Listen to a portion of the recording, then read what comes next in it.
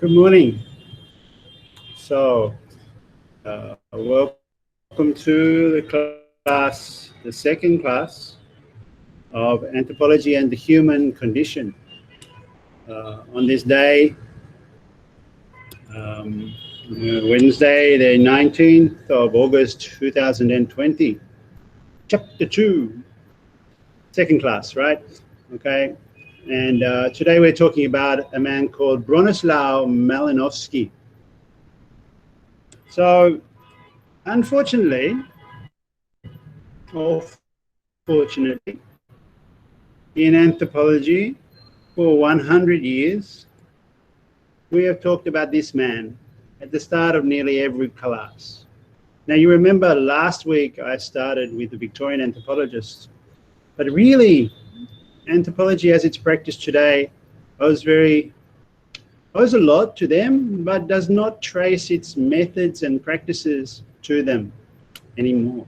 Although it's surprisingly similar their work is surprisingly similar to what some anthropologists do today, but the discipline as a whole likes to think that it was reinvented in the 20th century, right, in 1922 exactly. So for 100 years, it's considered necessary, almost absolutely essential for anthropology to talk about Malinowski. And it's a model of doing fieldwork.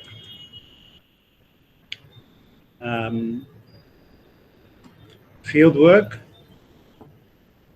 was invented by, some will say, we can dispute that, some will say fieldwork was invented by Malinowski. Field work. Let's talk about that first. Work in the field is what anthropologists do. They go to a field, which means outside of the university, basically. Though I would argue you can do anthropology inside the university as well. They go to a field which is a site of study, and they do work there. They do their anthropology at some location. For Malinowski, that meant pitching his tent. He lived in a tent in Papua New Guinea, a big island off the coast of Australia, learning the local language, usually from scratch. Usually there were not dictionaries because they were working with tribal groups, and participating and observing the daily life of the local people as if you were a local person yourself. I mean, nowadays we would find that very hard to even say without immediately thinking, yes, but look at the differences between the person who comes, the visitor, the tourist, and the local. And you can't just parachute in and start participating. And learning a language, I mean, even the easiest language, and certainly not a difficult language for a European like Australasian or some Asian languages, can't happen in a short time. But there are massive disparities that we should keep in mind from the start. But the idea of Malinowski is that fundamental one that I've already mentioned last week, going to have a look for yourself. And so today, this is what we will be exploring, this idea. So Malinowski's big intervention, fieldwork, going to have a look for yourself. The ethnographer, we talked about the meaning of ethnography last time. The ethnographer in his tent, he takes his tent to the field, and we're going to be looking at that and the early photographs of Malinowski. And the reading for this week was, what did Malinowski eat in Papua New Guinea? Well, actually, he wasn't in strictly Papua. Okay, that's the article in Anthropology Now. He was in a place called the Trobriands. Can I mention before we go, actually Gillen. Fieldwork, Malinowski's big intervention, actually Gillen's. A man called Gillen, who was a post office worker in Central Australia, had been corresponding with the professor that Malinowski was living with, and he wrote about doing field work, and Malinowski read those letters and thought, this is a good idea, and he took that to Papua New Guinea. Where in New Guinea? Malinowski pitched his tent on the islands of the Trobriand Islands. Okay, this is off the coast of Papua New Guinea, northeast of Queensland in Australia.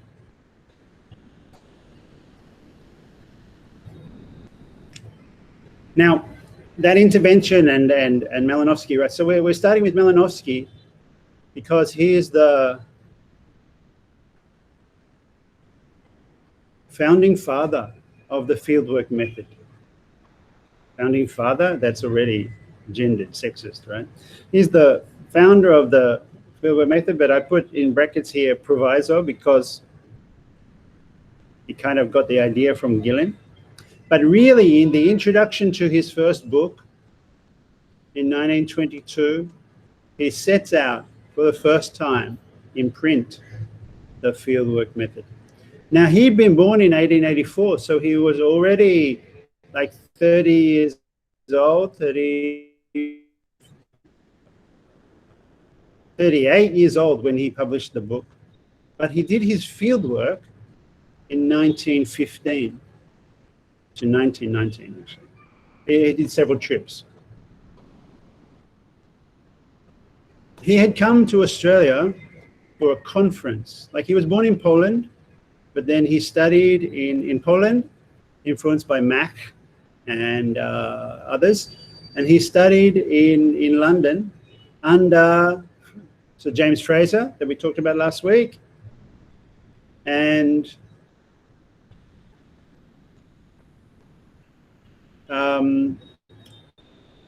who else? Rivers,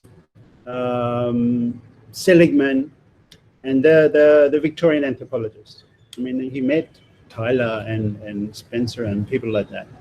Okay, but really, Sir James Fraser was his doctor father, as we say, PhD examiner, and Fraser wrote letters of introduction for him, letters of support. And he was in Australia in 1915 for a Congress, an anthropology, one of the first anthropology meetings, conferences in Australia, the Commonwealth Anthropology Congress.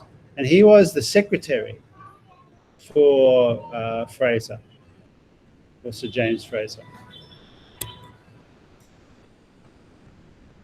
So he'd come to Australia at an interesting time. What was happening in 1914, 1915 that Australia was involved in? Does anyone know?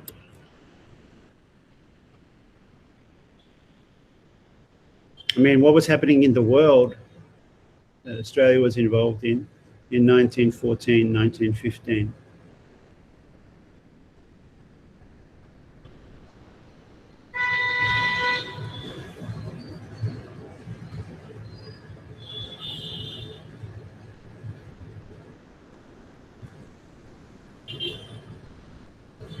Okay, no guesses?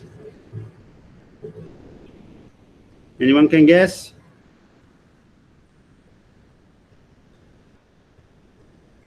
Is there anybody out there?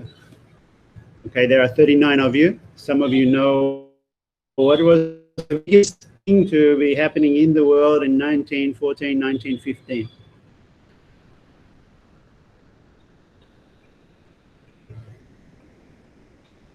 General knowledge quiz.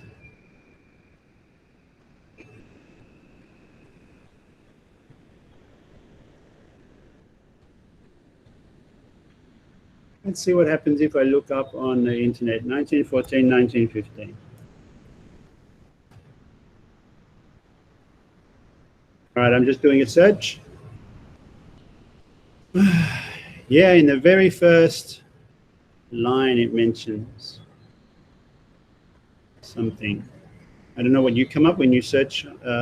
Your settings for Google might be different to mine, but it mentions this thing called the star.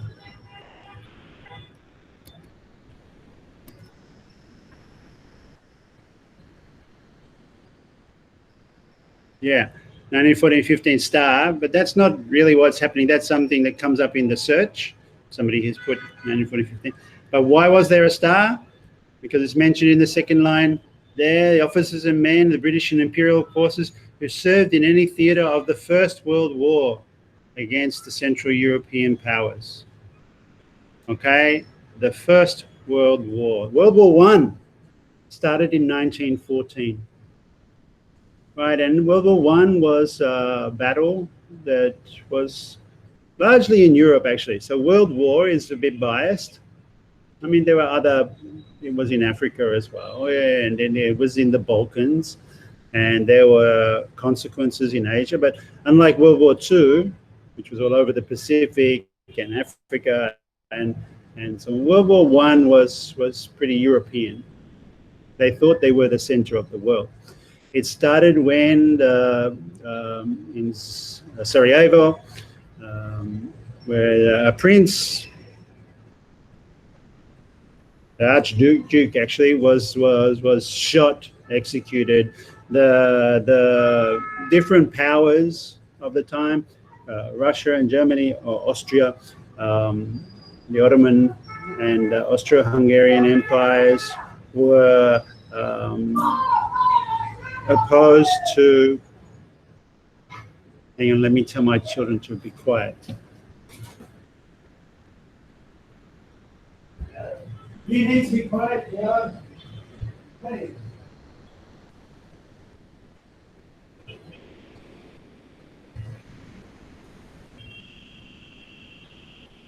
Sorry, I don't know if you can hear them shouting, but I could, and it's distracting. They're supposed to be being looked after by mum. The Austro-Hungarian Empire and the Ottoman Empire on one side, and the European powers, France, England, Russia. The Russian was the Tsar. And Australia was drawn into that battle because of its colonial ties with England. I mean, Australia is still colonial, part of the Commonwealth, but still ruled by its head of state is the Queen of England. I mean, it's got a colonial relationship. But Australia was at war in the First World War in support of the English. Many soldiers went to fight in Europe and in Africa and in Turkey, especially Australia in Gallipoli, a place called Gallipoli. They fought against the Turks, but also against the Germans, the Bosch, the Germans they were called. Now the Polish were occupied largely by Germany. So when Malinowski, a Polish citizen with, Poland was largely under the Austrian and the Germanic Empire. A Polish citizen was kind of caught by the start of the war. He found himself in Australia. And the Australian government, being very paranoid, they wanted to lock him up because they saw him as, being Polish, being possibly on the wrong side, and a potential enemy combatant. And it's certainly true that Malinowski's friends in Europe had joined the war effort on the German side. Some killed. But Malinowski was not, his commitment was to England. He'd been studying done his PhD in England. He'd been studying there for a long time. And he was attached to Fraser, and he was the secretary for this Commonwealth conference. So he was able to get letters in support written by Fraser and Seligman to say to the Australian government, no, don't lock him up. This guy is a researcher and he's worthwhile. Let him do some research. And he chose to go to the Trobriands, Papua New Guinea, where there were tribal people, right? And he wrote letters to the Australian Governor Hunt to get permission to go. And he went to the Trobriands, where this fieldwork method was kind of invented. What is the fieldwork method? We need to talk about that. So the opening words of Malinowski's book, The Argonauts of the Western Pacific, which is a great book, which everyone should read, but it's quite fat.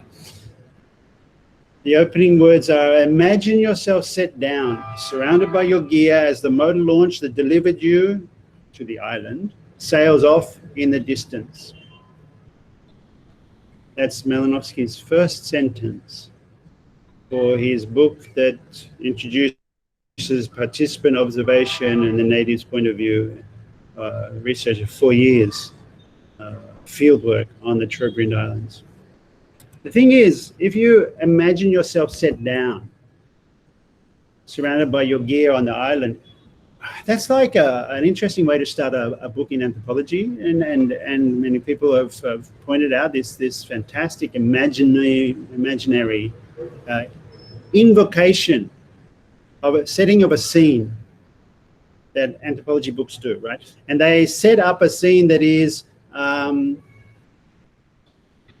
to describe it? It's, you have to imagine yourself in another place.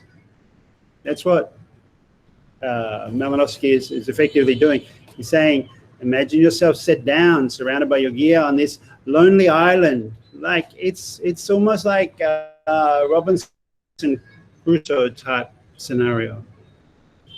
And of course it's not that, because he's not, as you saw from his tent, he's not completely alone on the island like Robinson. But by saying, imagine yourself set down, surrounded by the gear as the motor launch delivers you, sails off in the distance, he's sort of suggesting that he's being left alone. He is being cast away on the beach. All his gear is put down, and there's him, and then his contact with European civilization, the motor launch, sails away. And he's left there to set up his tent, as we see it, on the beach, amongst the grass huts of the local people. So already there's a big contradiction there. The guy is not alone, but he kind of presents that opening sentence as if he's being, he's inviting us to think of him like as having an adventure. Imagine yourself at the beginning of your adventure. All the kid is there, and there's no way back. The motor launch has sailed off. You're going to have this adventure in this place that you know nothing yet about, and the only thing for it is set your tent up and begin. So he does that. Can I point to this picture on the slide that you see right now, which is a Trobriander's canoe? There's 1, 2, 3, 4, 5, 6, 7, about 12 people on this canoe, and it's full of other kit. And the thing about the Trobrianders, they lived on islands, and there was a lot of islands in that area, and they went on trading voyages. And this was something that Malinowski found out that they do, and he started to really become interested in their way of life, and their way of life was a seafaring life. So they were sailors, but in these canoes with small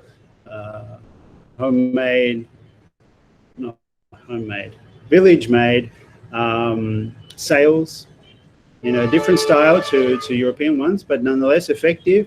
And they went out on the ocean between the islands, dangerous voyages, voyaging to go and exchange goods with other islanders. It's called the Kula. It's a social network of relationships between the different islanders. Malinowski writes this, a network of relationships, and it's secured by relationships of exchange that are confirmed by kind of an exchange of trinkets, of objects that formed relationships. So instead of just doing normal, instead of trading in goods that were just household goods or tomahawks or coconuts or whatever, there was a layer of exchange which was more symbolic, and it was armband shells that went on your arm and necklaces, right? They were called the kula shells. Shells were a kind of currency like money. And by exchanging these with other islanders, the Trobrianders and the Bougainvilleans and the other, not Bougainville necessarily, but other islands nearby in these networks came into relationships. And then, having exchanged these powerful, symbolic things, underneath the rest of the trade could go on. Once you established a relationship through the exchange of the symbolic trinkets, you then could trade goods with each other, like I guess a way of proving your commitment to your trade relationship. And these symbolic objects, the arm shell and the necklace, they circulated around the tribes, and people told stories about them. They told stories about who had owned previously the shell or the necklace. The necklaces came with a kind of history. And the necklaces went one way around the islands, like there's a circuit of islands, not exact circle, but a circuit. And the shells went the other way, clockwise and almost clockwise and counterclockwise. But people told stories about who owned such and such a shell, and remembered these. And some shells were really owned by powerful and big reputation people. So they were very, to get one of these shells meant that you were coming up in the world, so to speak.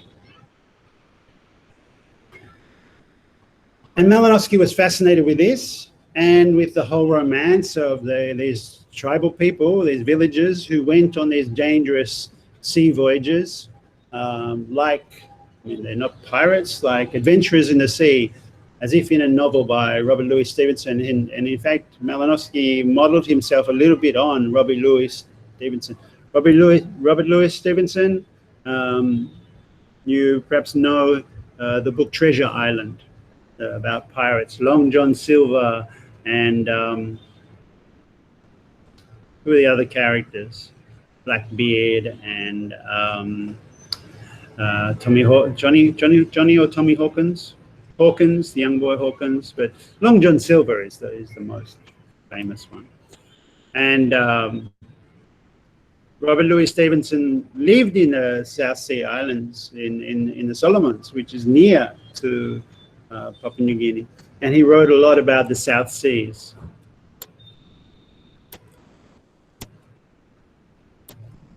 I have a message saying somebody can't see the presentation. Can I just check this? Because I can see it. Can everyone see the slides? Can someone confirm?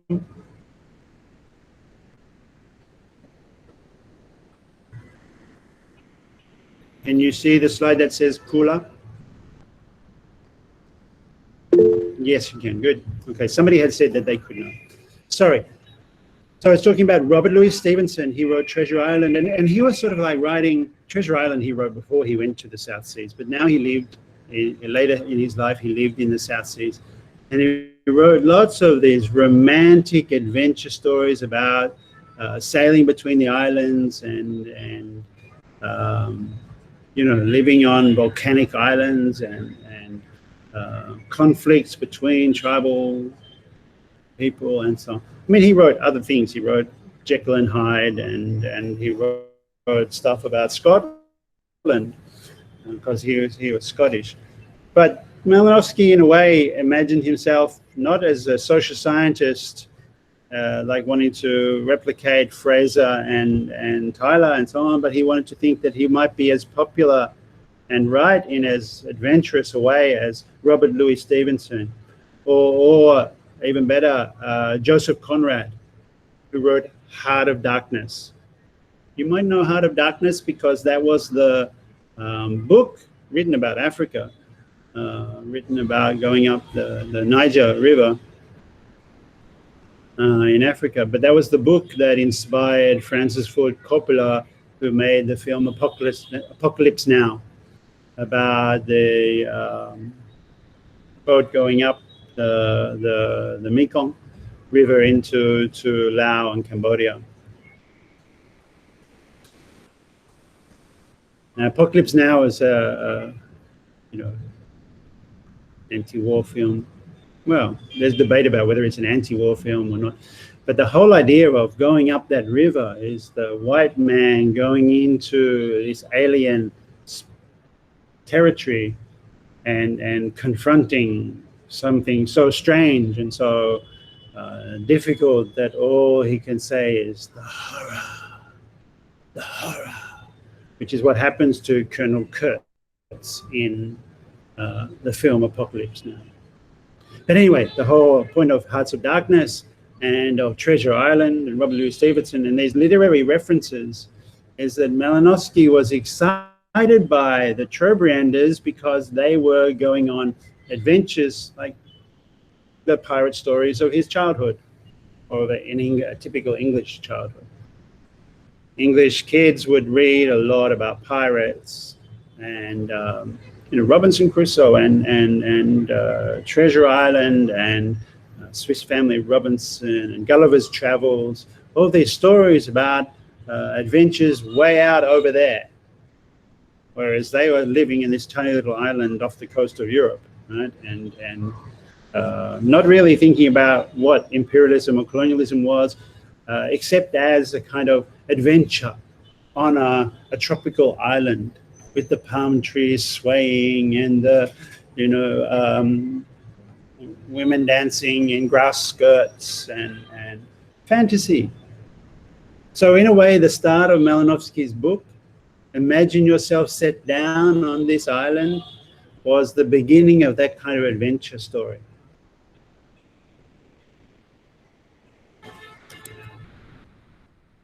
And here he is, Malinowski among the Trobrianders.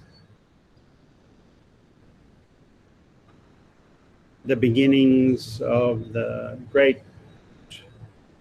book of the story about the Kula. Here the Trobrianders are explaining about the objects that they exchange, okay, the trinkets that exchange, and by exchanging these shells, they see the guy to the right of Malinowski. You can tell which one is Malinowski, right?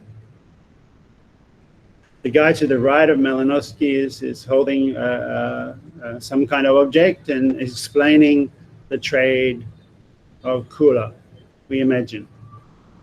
Now, this photograph, which is in the book, is supposed to represent the field worker, the anthropologist, doing his ethnography by talking about the everyday life of the native people. Tell me about your culture. Tell me about what you do. Tell me what happens on these voyages that you go on. And the palm trees in the background, and they're sitting on this log, okay? So it's very interesting that we have this photograph, the photograph of the anthropologist at work, so to speak.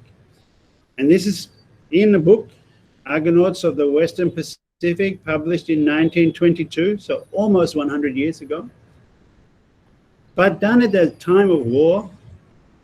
And Malinowski is there as a kind of refugee from the war in a way.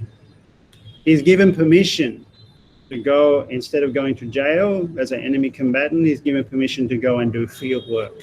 So he stays on that island for a long time. I mean, he does come back and forth to Melbourne a little bit because he had several girlfriends.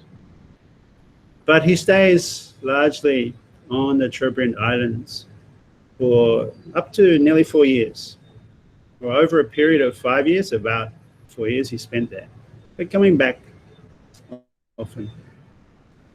And we have this photograph, well, not exactly a lot happening. Most of the native people, the Trobrianders here, look a bit bored. None of them are speaking, but then Malinowski is not speaking either. They're posing for the photo. It's hard to read exactly what's happening. I mean, the most interesting guy, I think, is the one on the very far end on the right, who's not really sitting on the log. His facial expression is sort of like, what's going on here? The others are just kind of waiting it out. Of course, the other thing I'm sure you've noticed is that Malinowski is not exactly, he's dressed as a white man, like to exaggerate the point almost. I don't know I'm sure this is not intentional, but because in a hot climate, white clothes are a little less hot, and they're in the tropics, right? So it's quite hot. But the symbolism of the white man looking completely white is something powerful. And of course, the women in grass skirts. And here is Malinowski examining the shells that circulate in the Trobriands, were his fascination. He really wanted to know. See, this is again near that log that they were sitting on. You can see they're sitting. And he's fascinated with the illustration. This photograph is in the book, but the illustration of the cooler necklace, which he's examining. But like many 19th century, not 20th century representations, he's got the native person in profile and in a side shot, a frontal and a profile shot. Like it's almost like trying to be scientific. But of course, his interest is in the shells. Or maybe a bit more. You see here we have different profile and side shots. So this is scientific photography, which is, of course, also of people in grass skirts, very colorful, no tops though. So Malinowski is representing himself through photography in his field site doing work. And this one is interesting as well because Malinowski is sitting in a hut where obviously he does work. There's his chair and a table, and there's a row of tribal people lined up, I guess ready to be interviewed by him or something. I mean, what do? Does he sit at that chair with his writing materials and everything and take down their stories or what? We don't know why he's sitting up there. This photograph is also somehow to be read as symbolic. He's on a higher level than the locals. I mean, part of his argument in the methodology is that the anthropologists, to find out about tribal society, anthropologists should live the life of the natives, right? Should live as they do and participate. I mean, another word for this fieldwork method is called the participant observation method. Participant observation method. So you should participate and observe yourself participating, and then you will understand the local culture. But this hierarchy, them on the low level, him on the high level, and him as a scientist examining the necklace and the breast, or him dressed in white, obviously his participation is a little less than neutral. He doesn't escape his colonial and superior, or some assumed superiority to the, well, his Westernness.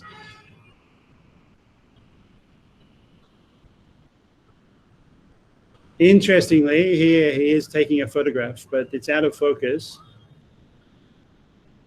But I do want to keep this photo in. This is from Michael Young's collection of photographs of Malinowski and the Trobrands. It wasn't good enough to go in the book, but we get a bit of a clue as to the size of the camera and his practice.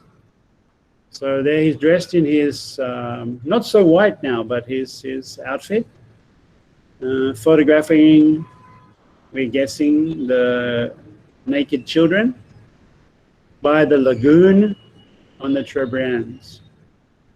So we have the photograph of the anthropologist at work doing photography.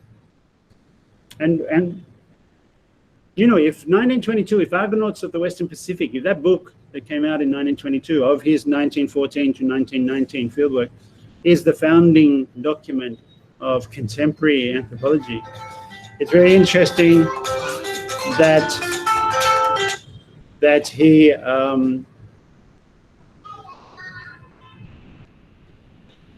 the children again, that he's photographing. At the very beginning of anthropology, we also have visual anthropology, so to speak. Okay. So why is that important? Because visual anthropology doesn't take off in the same way that participant observation fieldwork does. Notes and paper. I'll come back to this, very important. But the thing that does take off, that really Malinowski's book initiates, is this one, where he is, you see, he's sitting at his typewriter in his tent, documenting the life of the Trobranders. And clearly they've come to tell him, or he's called them to come and tell him about their life, so to speak. Okay. They are lined up at his tent.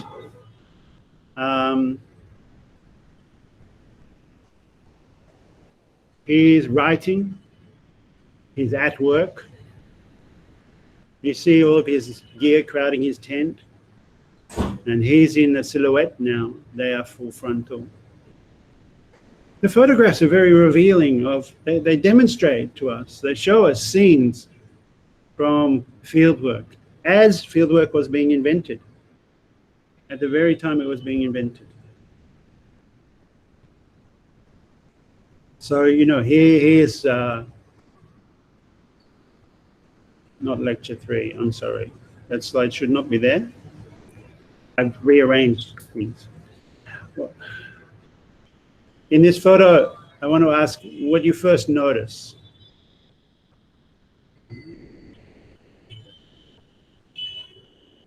If it's the fieldwork scene, what do you notice? And I want to suggest a few things. The natives, the Trobranders, are watching him. He's not watching them. So it's called participant observation, his methodology, but what we see here is him actually writing, not participating.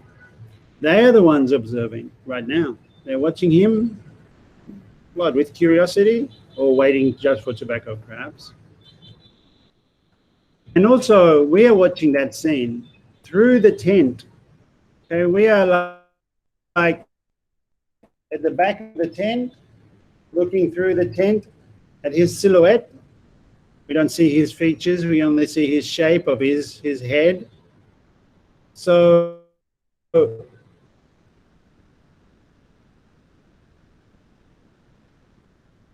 somebody else must have been the photograph. Malinowski had presented himself as turning up on the island on his own, right?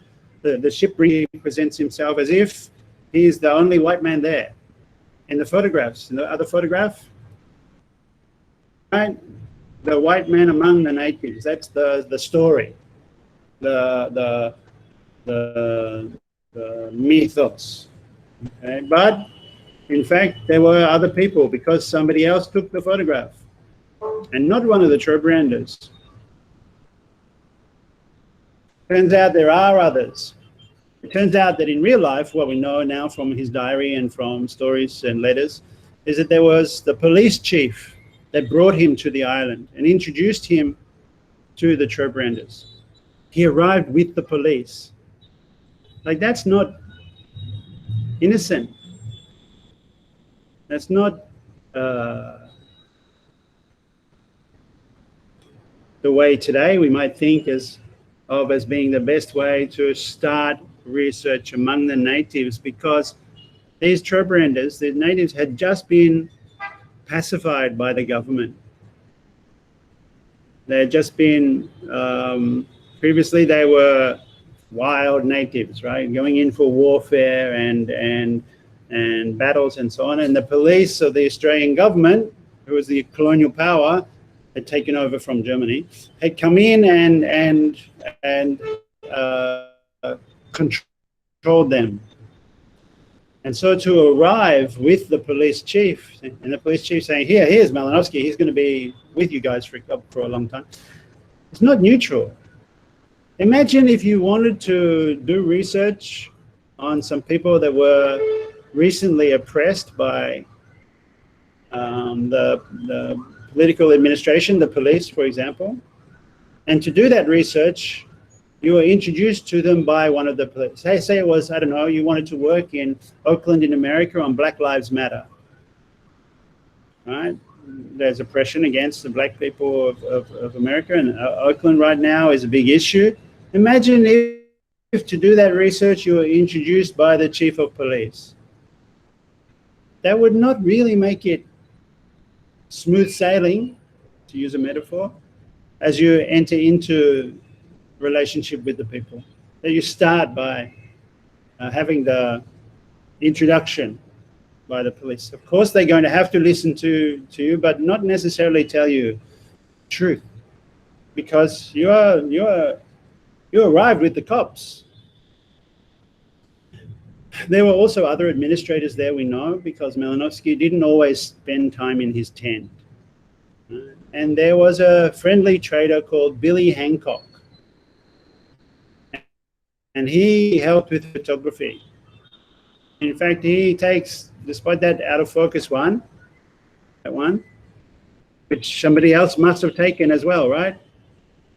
I mean, and not only that, now we know there must have been two cameras, because one camera is taking the photograph we're looking at now, and Malinowski has got the other camera.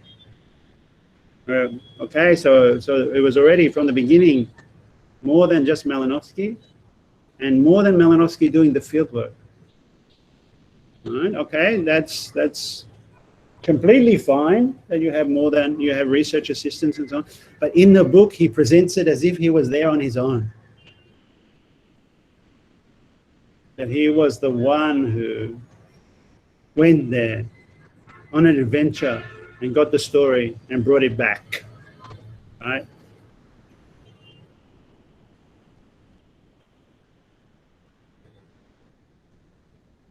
Of course, there were other traders, and Malinowski didn't spend all of his time working in the tent. Sometimes he went and lived at the house of Billy Hancock, and sometimes he lived at the house of the administrators. If you look at this photograph, and on the back of it there was a note that said it belonged to Mick, another trader. You can see on the veranda, this is a very nice looking colonial house, tin roof, big wide veranda, wire mesh to stop the chickens and pigs from running underneath the house. Malinowski on the right hand side is sitting there on a chair slightly above the Trobrianders, who are there again telling him things. And this house is inside the village, because you can see just to the side a hut, a villager's hut. So Malinowski's idea that the ethnographer tent among the village and lives their everyday life is not exactly true, because here's evidence that he was living like a normal expat, living with the colonial administrators, living with the traders and the police. And Billy Hancock, who's this guy? You remember the early photograph? He's clean shaven here. Later on, he's got quite a beard. And this is Billy Hancock, the other photographer. And Billy was a long-term trader, had been there a long time, but wasn't exactly always healthy, perhaps. And you see, he's got some health issues, I think, here in this photograph we see. Looking a bit robust in that one, but this is him again. And here he is photographing with his assistant in the camera box. See how big this camera is? And he's taking a photograph of, well, what do you think of this photograph? I get you to look at this photograph very closely for a minute.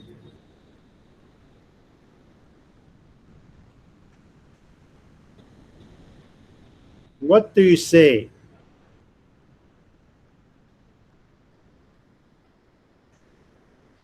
You see Billy, and you see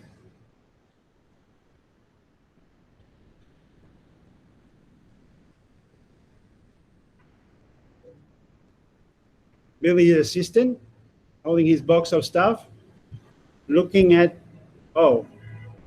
looking at who?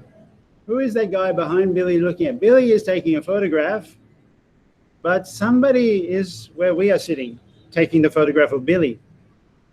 It must be Malinowski with the other camera. Yeah? We don't see any shadow of the photographer, but we know, because of the nature of photography, right? We know that there must be someone in exactly the spot where we are right now as observers, who originally was there taking the photograph. And what is Billy photographing? We see a couple of kids on the right-hand side of the photograph. We see a couple of kids sitting on a log. Where have we seen a log before? There.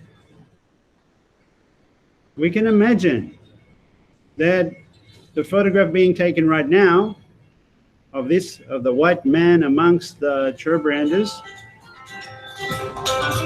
Sorry. Hello, I am not free until 11 o'clock at least, maybe 11:15. Okay? I cannot, I'm teaching right now, sorry. But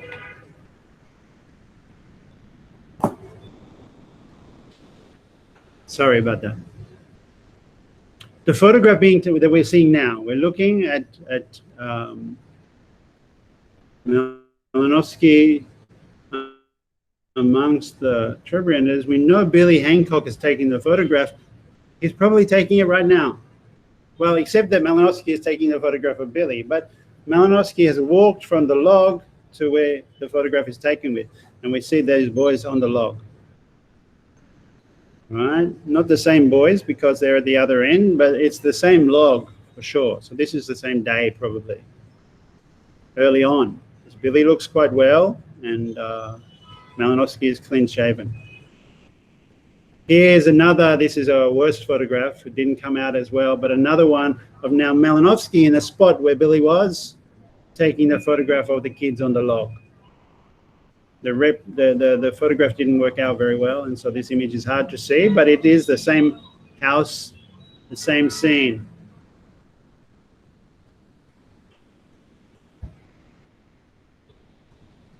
As this one, right? The same hut, the same place, probably the same day. This is really interesting that we can see at the moment of fieldwork the process of representing the Cherbranders. And right, this is in 1914, but for 100 years, students of anthropology have been studying this book. And the Cherbranders feel like they were fixed in time by this fieldwork. They have, They're not like they were 100 years ago, but so interesting.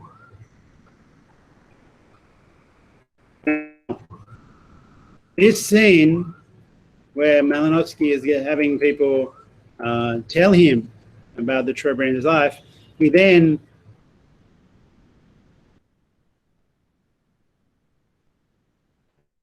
writes it down. His 10 writes down their history. And it's very interesting that he writes it in this language, which is actually a polyglot text. You know, he writes down in mostly in German and English, but also using Trebrander words, bim, ilebudi, and a kind of shorthand sometimes, his own little references. Hukuawa, you can see words that are Trebrand words, but also sometimes Latin and or German and English in his notes. And the interesting thing here is, right, so the messy process of fieldwork where everything is interchanged and you're just building up an image archive of the Trebranders and getting information from them because they're talking to you in situations about this or that, the other, workouts going on. He writes it down in these rough notes, and then, because the fieldwork finished in 1919, the book didn't come out for 3 years, there's a period of processing of the fieldwork notes into the ethnography. So the book we get is also quite well worked up. And it's important to think about this process. Reality can be described in so many different ways, and there are so many observations you could make that you put then into your book.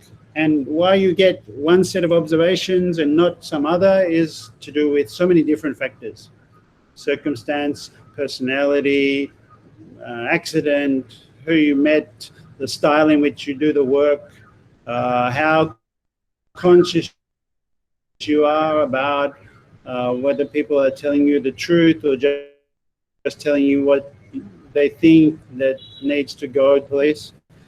There are so many. Reality is messy, okay? But then to turn all of that into an adventure story which sets out one single narrative. Imagine yourself set down among the Trebranders, and these Trebranders, it turns out, they go on adventures on their canoes, and they're very brave, and they exchange these shells, and it's called the Kula, and they are the Argonauts. Argonauts, right? That's a reference to Greek mythology film. They are adventurers on the seas and on the high seas, and it's all fun. That's a process. There's a process of taking the complexity of reality and field work and observing and impressions and turning impressions into a story. But Malinowski is not very self-conscious of that, but we have become so afterwards, because we think, how did he make this book?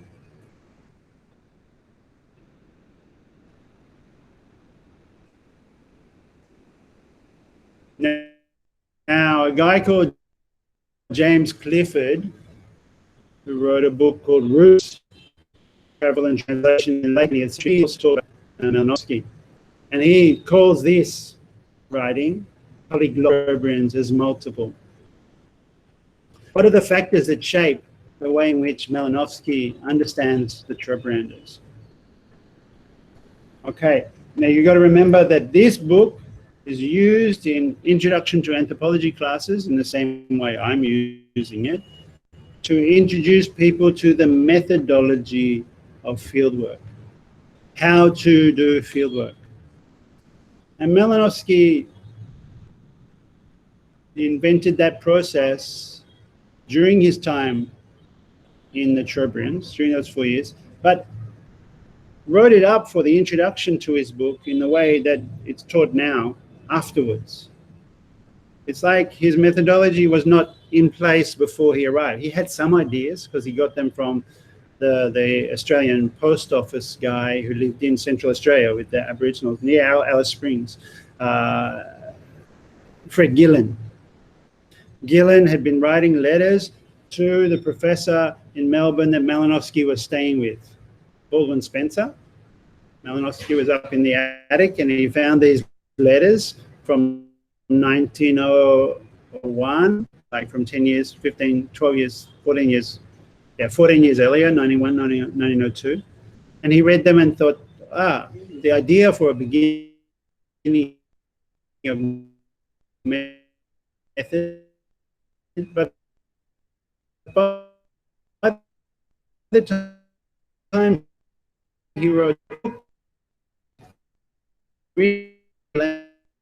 and with all the hierarchy and interpretation of the beliefs and this and that, and the fact that he was there during the war had said, yes, having Malinowski there will be helpful in terms of the native administration. Remember, they had just recently been colonized, pacified. All of these different factors go into the book and shape, and then but the narrative shaping of the book, which happens as he writes it, turns out to be a coherent line. So there's messy reality and many different lines of interpretation edited into the single stories. The method I used was participant observation. I am documenting here the native's point of view. By participant observation, I found out, by learning the language, I found out that this is what tribal-renders are.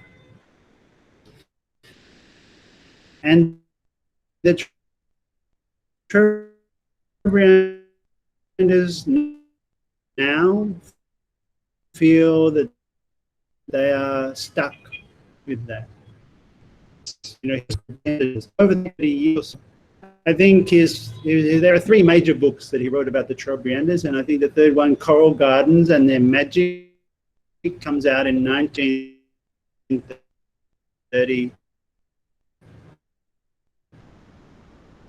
In the early 1930s.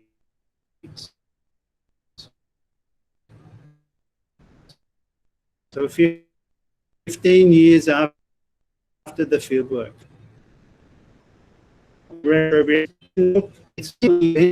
He turned into an invented Trobriand identity.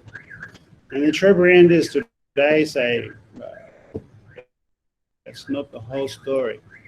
In fact, they're famous for a game called cricket. If you can find a film, Trobriand cricket, I really recommend that one.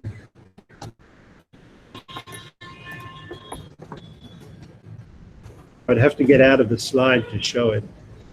You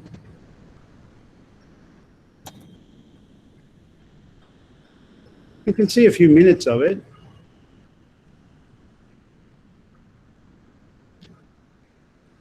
I wonder. Whoa, stop, pause.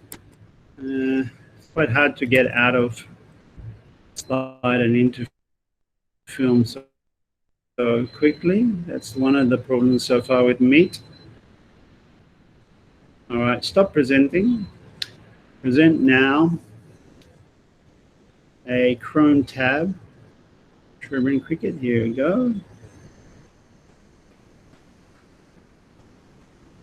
Okay, let me just check that that's showing.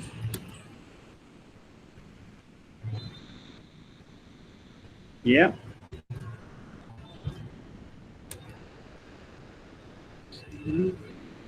So let's watch a little bit of Trobriand cricket.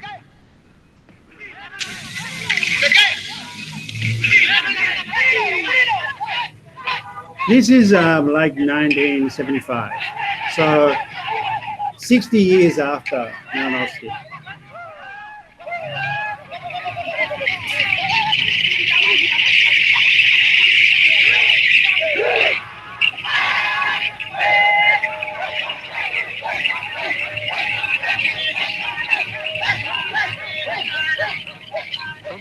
Trobriand Islands have a population of 15,000 and a unique way of playing cricket.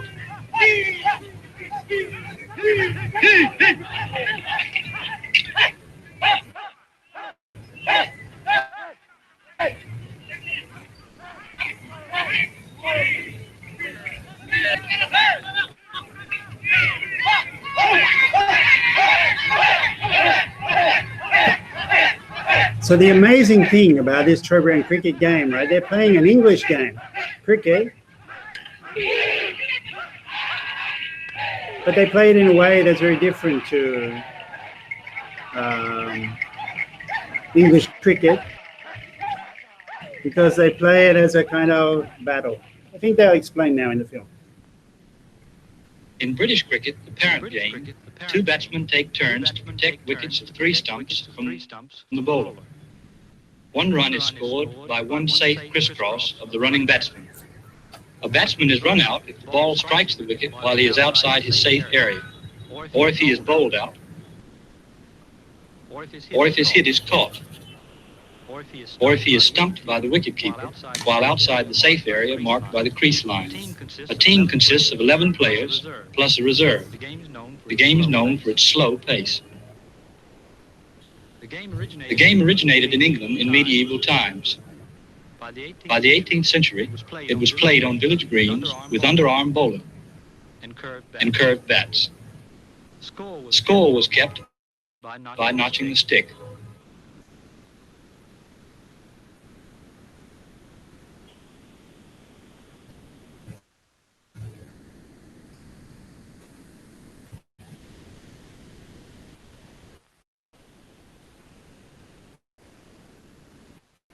The game played in national matches and village greens evolved by the 19th century. Institutions were imposed on the areas brought their own moral values. And government officials colonized Papua from the capital, Port Moresby.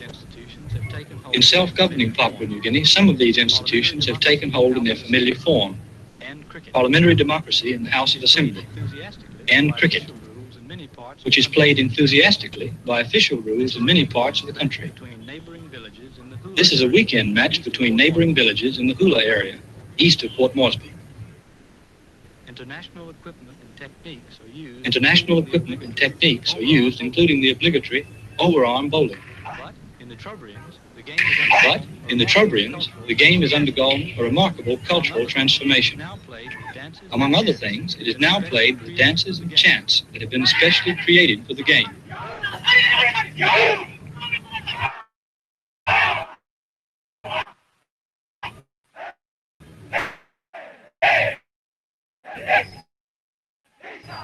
With spears.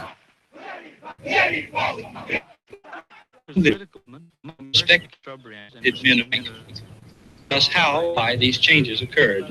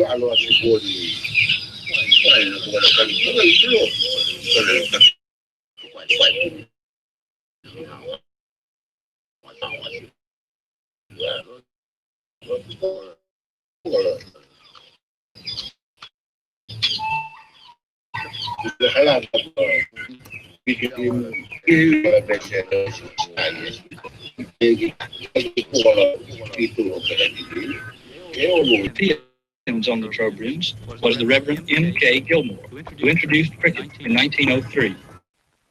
Supporting him was a contingent of Fijian missionaries who themselves added ideas about how the game could be played. The first players were converts to this church, the mission headquarters.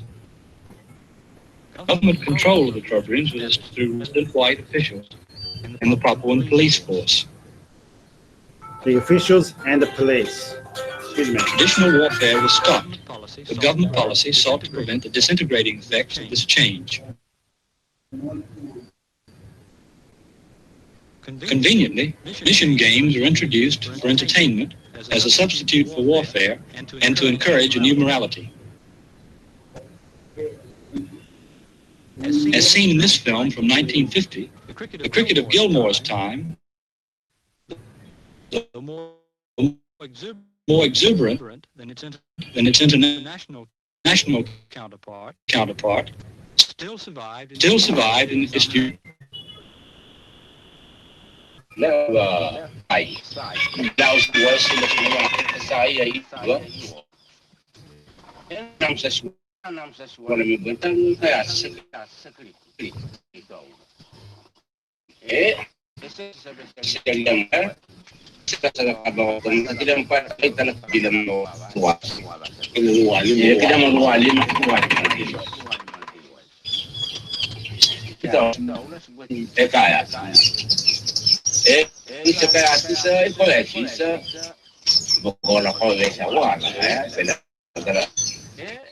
not going to Flying villages, one of the first changes was to enlarge the sides to any number of players, and dress became the dress of war. To equalize the numbers, players paired off in lines that symbolized their previous formations for war.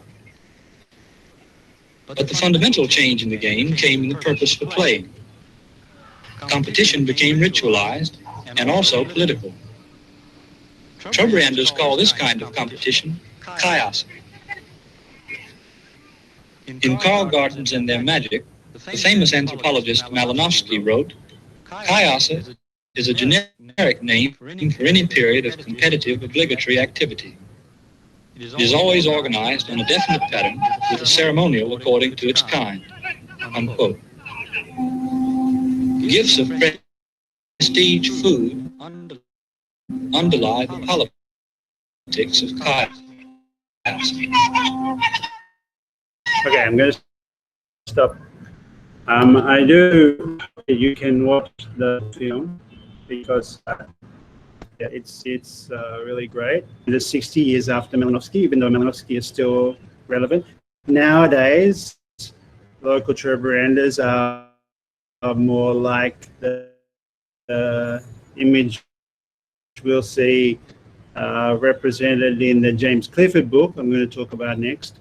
It's really important that we now have this ritual that has displaced the old warfare that we had. Now it's ritualized into a game of cricket. But Trobriand cricket is different to English cricket in the sense that the rules of cricket negotiate the settlement of the former conflictual warfare, so that you don't have to have just 11 players. You have however many players turn up, and you play not until there's a winner, but until the sides have satisfied the competition and things are equalized. So it's the opposite of competitive sport. And that's really interesting, that they reinvented the cricket to suit their own needs, and so in the film, sure, they mention Malinowski, but it's very different to the Kula, but there's still symbolic exchange, but they have more of a say, and we see them as more interactive in a way in that film than we do in Malinowski's photographs. So visual anthropology really is, Trobriand cricket is one of the great films of visual anthropology. and that's why I recommend you watch the whole thing. And I've given the link on the class on the chat, but also put it on the classroom stream, because it somehow shows the Trobrianders in a more complex way. But for Malinowski, they are doing this cool exchange, and in his next book, they have it's called The Sexual Life of Savages. They have kinship systems. It's got a racy title, Sexual Life of Savages. Okay, but that's Malinowski writing something along the literary, appealing for readers. And when readers bought it thinking that will be about savages having sex, it wasn't really about that. It was about gender and kinship relations. Who was related to who, and how did the marriage institution work, and who owned what possessions, and what happened in divorce, if there were divorces. You know, kinship systems, which were huge for anthropologists. And then his third book was about their gardening system, coral gardens and their magic. It was about magic that helped gardens grow. Okay. Also great titles. Argonauts of the Western Pacific, fantastic title because it evokes that kind of adventure that people are going on. And then Sexual Life of Savages, sort of also a bit Freudian in its discussion. And Coral Gardens and Their Magic. That the three main texts that Malinowski produces. And they are, they're literary titles, and they're inspired by Joseph Conrad and Robert Louis Stevenson, Treasure Island, that kind of thing. So Malinowski was very aware of what he needed to do to get a publisher interested. But publishers were not interested in his book. In fact, the first 39 publishers that he approached said no to publishing the book. They didn't see how this dry scientific thing about people who lived on islands off the far end of the world, and how is it really relevant? They didn't see it. I mean, it's really relevant because actually what it's about is about economy. And it's Malinowski already thinking comparatively about economy, and in a way saying what all anthropology kind of says is, look at these people. They seem wild and savage, and their activity seems completely irrational and primitive. That was the language they used back then. But me, as anthropologist, I'm going to show you, if you look even closer, we'll see that it's actually very rational, very coherent, and it makes sense. And he then describes them as making economic sense and symbolic sense in the same way that our economy thrives on the symbolic. Right, so instead of the armband and the necklace that circulates for the Trobrianders, for us, the symbolism is what's on our money. Okay, so here is Nam Cham Nin Dong. And symbolism is really powerful in our exchange system. So we use this symbolism to make the exchanges. With this, I can buy groceries or objects, or I don't know, guitar, or well, actually it was more expensive than this. And the symbolism of this is very powerful. Just look at it. There is a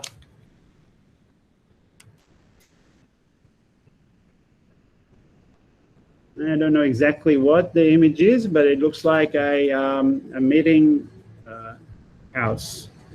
There's a, try and get this in, yeah. So you can pull out your own from your own wallet if you have that many. You see, it's a Trobriand style grass hut, right?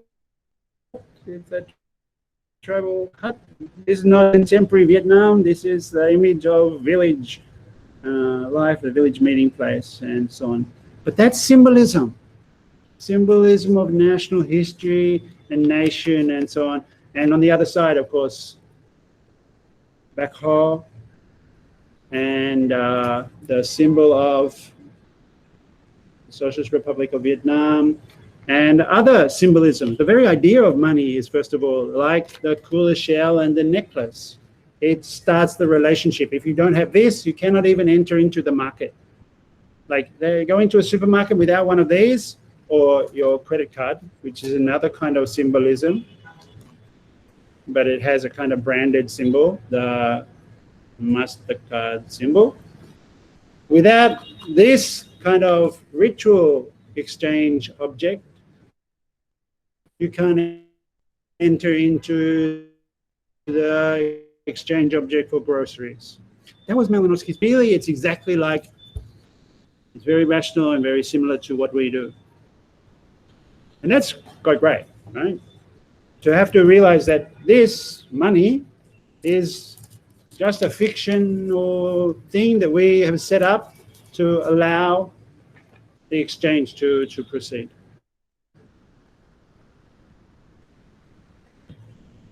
So the 40th publisher decided that they could see that point and they wanted to publish the book. Malinowski had said, although he was about to give up, actually, he said to his future wife, Elsie, or by then wife, Elsie, remember he did have several girlfriends and he was engaged to 3 different professors' daughters, apparently. But Elsie Mason is the one that he really was committed to in the end and married. And in fact, he says that actually when the book was finally published by Methuen, I mean, he said if they didn't publish it, this 40th one, he was going to give up and go into the margarine business, the new business. He nearly didn't write this book, didn't publish this book. But when it was published, the first copy that he gave to Elsie, he wrote on the inside, to dearest Elsie, to you who had more than half of the work in writing this book. Whether that's true or not, the fact is that if she did half of the work in writing the book, her name should also be on the author page. But in those days, men, patriarchy, it was the male who was and the wife was just the helper, right?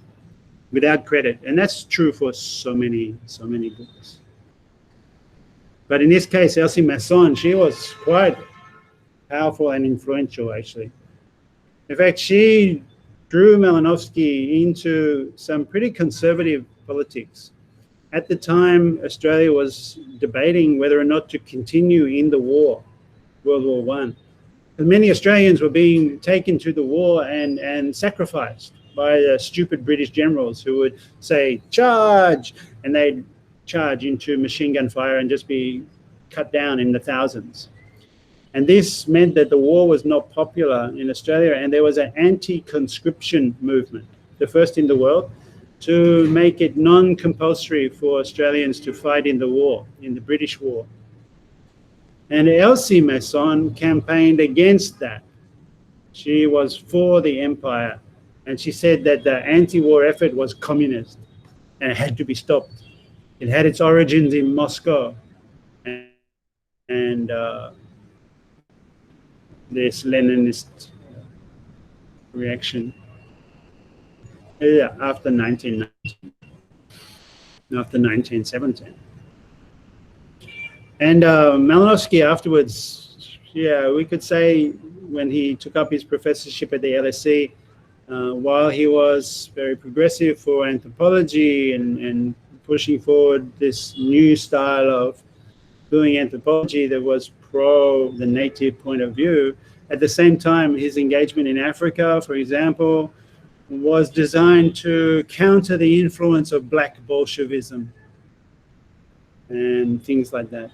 He is quite conservative in that sense. Radical as a social scientist.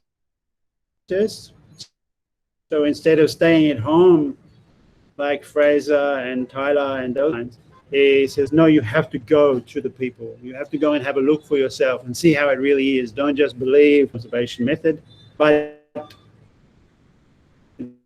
the same time, he's drifting towards conservative. Now, I said I would talk about the contemporary Trobrianders, and here just to focus on photographs and books. This book was super popular 20 years ago or so when it came out. Routes, Travel and Translation in the late 20th century by James Clifford. And it's interesting to look at the photograph on the front. This guy is James Bosu. He is I think he's an accountant or an architect, I can't remember right now, who works in Papua New Guinea, in Port Moresby, in the big city. But he goes up to the highlands on the weekend and dresses in this feathers, bird of paradise headdress, okay, of the ritual ceremonies. So somehow this photograph is about translation and the contemporary and globalization. I suppose here's a man who's wearing a tie and smoking a filter cigarette, you see, but he's also wearing feathers, like the stereotype of a native. Now, the thing that Clifford presents to us is that the scene of translation is minimized by the writing and the whole argument of how you get to the field, right? The means of transport is erased, he says. The motor launch is only there in the first paragraph. And the ethnography is about being there, right? And all of those contexts, like the capital city, are forgotten about. And you don't talk about or the administrators or the police, they're erased. And the university is erased. The fact that he's in the tent being an anthropologist is he's being a university researcher, but that's not written about in the book. Clifford says these are all sites of translation seen, but Clifford does the same, because James Bosu, and here's a better picture of him, is the guy who is from the city. So the city is not erased in Clifford's text about him, but some things are still erased. Photograph on the book, right, is the color, for starters.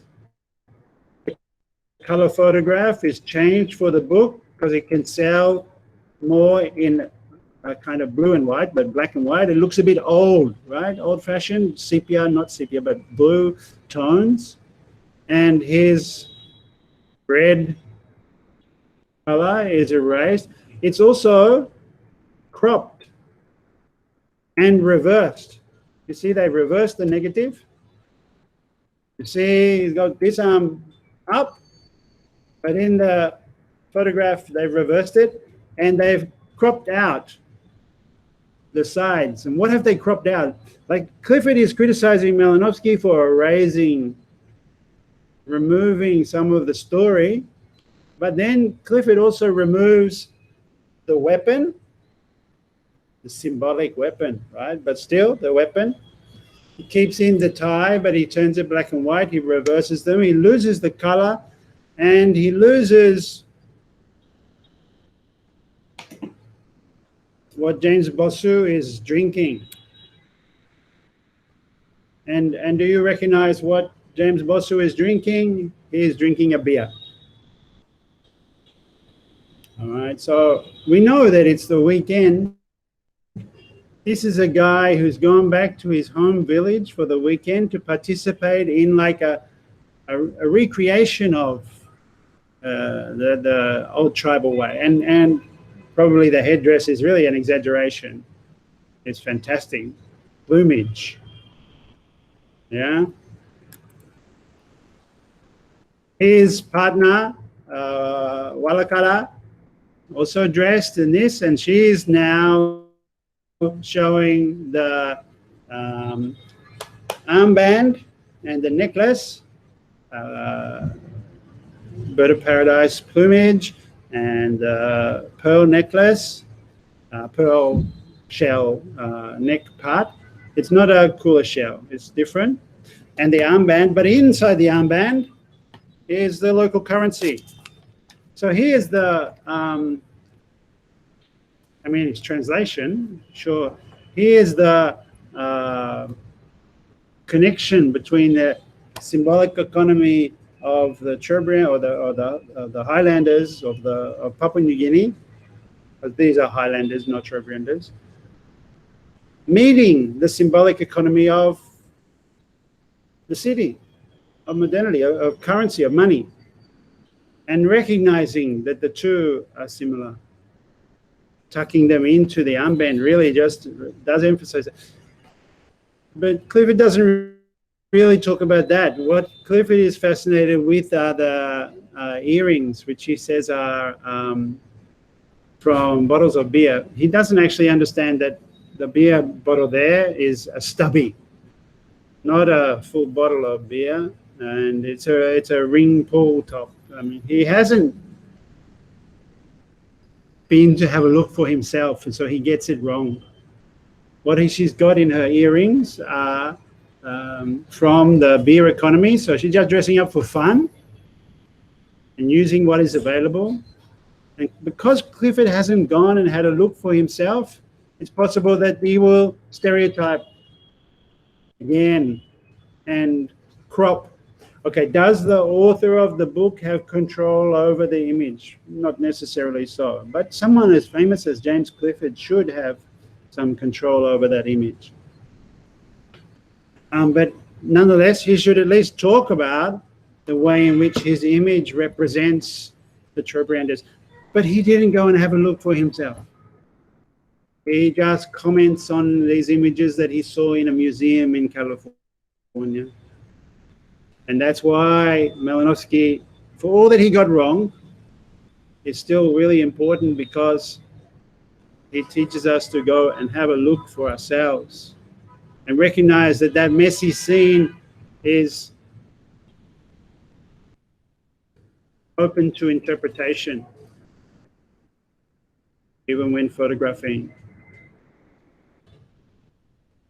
So that the process of turning reality into text is made very clear in Malinowski's book as we read it now, after Clifford. Clifford did help us reread Malinowski's book as a process of writing. He does show us how some things were erased, but we're always erasing something in order to tell a story.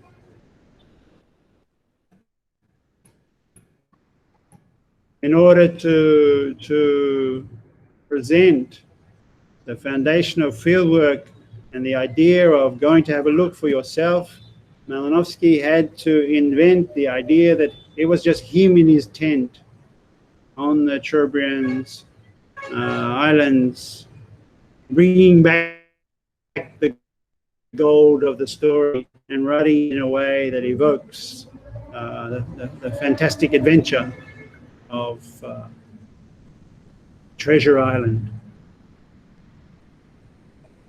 So when we learn about the research method and where's the picture of Billy? Photography. Yeah, we know, think about how the photograph or how the book is constructed. In a photograph, some things are cropped out, but we can work out some other aspects of the photograph. Where was the photographer? The same with the book. Where was the writer? And who was the writer? What were they doing? What was their personality, their context, their institutional place? Right? They brought the university in their heads with them to the Cherbrianders. The political context, World War I, language, so many different things that shape a book. But the key thing still is to go and have a look for yourself. That's what anthropology does. That's different to other ways of being in the colonial scene. An administrator who says this is how you should behave. A trader says this is how you should buy. This is what you should buy. A priest who says this is what you should believe. Get the new word of Jesus. But an anthropologist says, tell me what you think, and tries. not always successfully, but tries to get that story down.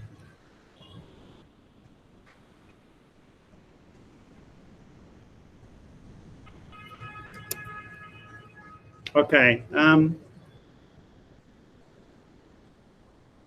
I think that's all for today, for this lecture.